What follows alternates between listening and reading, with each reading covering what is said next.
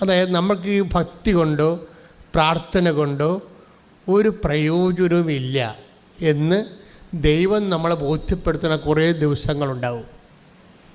അത് അവരത് ഇത്തിരി സൂക്ഷിച്ച് കൈകാര്യം ചെയ്യേണ്ടതാണ്. നമ്മുടെ ആധ്യാത്മിക ജീവിതം കൊണ്ടോ നമ്മളുടെ കമ്മിറ്റ്മെൻറ്റ് കൊണ്ടോ നമ്മുടെ പ്രാർത്ഥനാ ജീവിതം കൊണ്ടോ വിശ്വാസം കൊണ്ടോ നമുക്കോ ദൈവത്തിനോ ഒരു പ്രയോജനമില്ല. And it is A waste.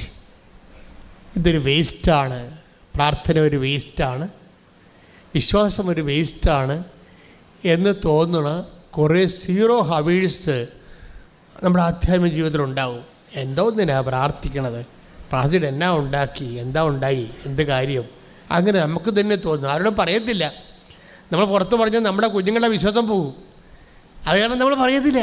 പക്ഷെ നമുക്ക് തോന്നുന്നു, അയ്യോ ഇത്രയും പ്രാർത്ഥിച്ചിട്ടും ഒരു ഗതി പിടിക്കണില്ല, ഇത്രയും പ്രാർത്ഥിച്ചിട്ടും ഒരു ഗതി പിടിക്കണില്ല. ഇതാണ് സീറോ അവർ എന്ന് പറഞ്ഞു. ഇപ്പം ഞാൻ ഹൈ റേഞ്ചിൽ ധ്യാനിപ്പിച്ചപ്പോൾ ചുമ്മാ ഒരു വീട്ടിലാണ് കുർബാന ചൊല്ലിയത്, ഡക്ലസിൻ്റെ. അപ്പോൾ വീട്ടിൽ കുർബാന ചൊല്ലിയപ്പോൾ ശബ്ദം പറയല. അപ്പോൾ ഞങ്ങൾ ഇരുന്ന് കുർബാന ചൊല്ലുകയാണ് അവിടെ മധ്യസ്ഥ പ്രാർത്ഥനക്കാർ. ഇരുന്ന് കുർബാന ചെല്ലുന്നതിനിടക്ക് ഒരു 4-5 പ്രാവശ്യം കറണ്ട് പോയി. അപ്പോൾ ഞാൻ ഡക്ലസ് വന്നപ്പോൾ ചോദിച്ചു, ഡക്ലസ് അവിടെ ഇരിപ്പുണ്ട്, കുർബാന കഴിഞ്ഞപ്പോൾ ചോദിച്ചു, ഡക്ലസ് എന്താ ഈ എപ്പോഴും കറണ്ട് പോകണില്ല? അപ്പോൾ എന്നോട് വെച്ച ഇത് നിങ്ങളുടെ തീരദേശമല്ല, ഹൈ റേഞ്ചാണ്. ഒരു പോസ്റ്റ് താഴെ ഉണ്ടെങ്കിൽ വേറെ ഒരു പോസ്റ്റ് മുകളിലാണ് കിടക്കുന്നത്, അതിൻ്റെ അടുത്ത പോസ്റ്റ് വേറെ സ്ഥലത്ത് വേറെ ലെവലിലാണ് കിടക്കുന്നത്. ഇതിനിടയ്ക്കൊരു 10,000 മരങ്ങൾ വളർന്നിട്ടുണ്ടാകും. കാറ്റാണെങ്കിൽ എവിടുന്ന് വരും, എങ്ങോട്ട് പോകുമെന്ന് കർത്താവ് പറഞ്ഞ പോലെയുള്ള കാറ്റാണ്. എപ്പോഴും മരത്തെ മുട്ടിയും ടച്ച് വെട്ടാതെയും അവിടെയൊക്കെ കയറി വെട്ടാൻ തന്നെ പാടാ. അത്രയും കഷ്ടമാണ്. ഇങ്ങനെ എപ്പോഴും കറണ്ട് ഇങ്ങനെ മുട്ടി പോകും. ഇപ്പം എങ്ങനെയാണെന്ന് എനിക്ക് അറിയാൻ പാടില്ല. പക്ഷേ ഇതുപോലെ നമ്മുടെ ജീവിതത്തിൽ ചില സമയത്ത് ഹൈ റേഞ്ച് പോലെ ഇരിക്കും. പെട്ടെന്ന് വിശ്വാസത്തിൻ്റെ കറണ്ട് പോകും.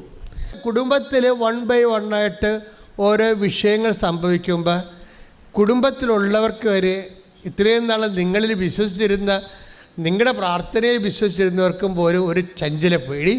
നീ പ്രാർത്ഥിക്കുക തന്നെയാണ്, അതെങ്ങനെയാണ് അവിടെ എപ്പോഴും മരുമകളുടെ കടുത്തേക്ക് അറിയുകയില്ലേ? അതാണ് ഭർത്താവ് പറയണത്. അപ്പം നീ പ്രാർത്ഥിക്കാൻ തന്നെയാണ് കൃപാസനത്തിൽ പോകണമെന്ന് ചോദിക്കുമ്പോൾ ഭർത്താവ് തന്നെ പറയും, അവളെങ്ങനെ, അവളെ ഉടമ്പടിയും എടുക്കും, മരുമകളുടെ കടുത്തേക്കിലും കയറും, പിന്നെ എങ്ങനെയാണ് ശരിയാകേണ്ടത്? അപ്പം നമ്മൾക്ക് ഗ്രിപ്പ് പോയിക്കൊണ്ടിരിക്കുകയാണ്. എന്തെങ്കിലും സംഭവിക്കുമ്പോൾ ഗ്രിപ്പ് പോകുമ്പോൾ നമുക്കറിയാമല്ലോ, ഒരു സ്ഥലത്ത് നടന്നു പോകുന്ന മറ്റ് പല സ്ഥലത്ത് നടന്നു പോരും. അതാണ് കുഴപ്പം. ഇപ്പം ഭിത്തിയിൽ നമ്മൾ ഒട്ടിച്ചിരിക്കണം, സ്റ്റിക്ക് ചെയ്തിരിക്കണം, ഒരു അടികേഴ്സി പശ വെച്ചിട്ട് സ്റ്റിക്ക് ചെയ്യിക്കുകയും ഓരോരുത്തർ കയറി പിള്ളേരെങ്ങാനും പറിച്ച നമ്മുടെ കയ്യിരിക്കണ അരയിരിക്കണ കൊച്ച് കർത്താവിൻ്റെ പടത്തേക്ക് കയറി പറിച്ചാൽ ഒരു സ്ഥലത്ത് നിന്ന് പറിച്ചാൽ മതി, ബാക്കി ഒട്ടിച്ചിരിക്കണ പല സ്ഥലത്തു നിന്ന് താനേ പറഞ്ഞുകൊണ്ട് പോരൂ എന്ന് പറഞ്ഞ പോലെയാണ്. ഗ്രിപ്പ് ഒരെണ്ണം വിട്ടാൽ പല സ്ഥലത്തുനിന്നും വിട്ടിരിക്കണം. വിശ്വാസത്തിൻ്റെ ഗ്രിപ്പ് ഓരോരുത്ത് വിട്ടാൽ പലയിടത്ത് വിടും. ഈ ഇരുട്ടിൻ്റെ കാലം നമ്മൾ ശ്രദ്ധയോടെ നോക്കണം. എന്നിട്ട് നിങ്ങൾ തീരുമാനമെടുക്കണം, കർത്താവേ എന്തെല്ലാം വിഷയമുണ്ടായാലും ശരി, ഞാൻ നിന്നെ പിരിയത്തില്ല, നീ വേണം എന്നെ എങ്ങനെയും പരീക്ഷിച്ചോ. പക്ഷേ എന്നിട്ട് നിങ്ങൾ എന്നെപ്പോലെ പറയണം, കർത്താവേ സങ്കടം കൊണ്ടും കാര്യങ്ങൾ അറിയാവുന്ന കൊണ്ടാണ് ഞാനിങ്ങനെയൊക്കെ പറയണത്, പക്ഷേ അവസാനം വരെ നീ മാത്രമേ എനിക്കുള്ളൂ, എൻ്റെ വിശ്വാസത്തെ പരിഹരിക്കണമേ.